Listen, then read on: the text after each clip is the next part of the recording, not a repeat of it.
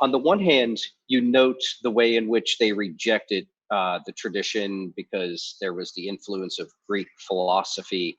On the other hand, you also mention that the Socinians, at least those on the continent, were very much committed to the primacy of reason. And it seems how that seems somewhat contradictory to me as a layperson from the outside, not knowing the details of this history. How did they sort of account for that? On the one hand, rejecting philosophy; on the other hand, still going back to reason as sort of the foundation and authority for doctrine and life. Yeah, I mean, that's an excellent question. I think my instinctive answer to that is by philosophy, they mean metaphysics.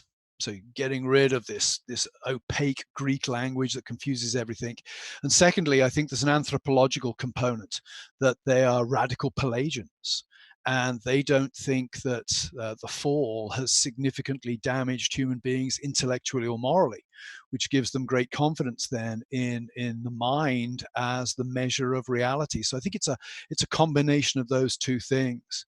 As I say, England I think is slightly different. When you look at John Biddle's catechisms, by and large, the thing about Biddle's catechism, it'll ask a leading question, and then it'll just give you a ridiculous proof text.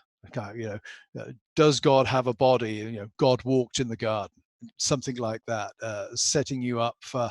And you can imagine how putting that into the hands of an ordinary person, they read this, it has a compelling quality to it. I mean, I remember some years ago somebody suggesting that he and I do a public debate with a couple of evangelical theologians on the doctrine of God, and my answer was, this stuff can't, on the floor of a debate, the guy with the one-liners, the guy with the quick biblical quotations is going to win.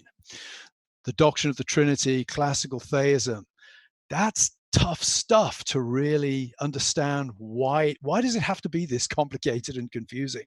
Well, you need to understand the history. The simple proof texts have a kind of popular appeal.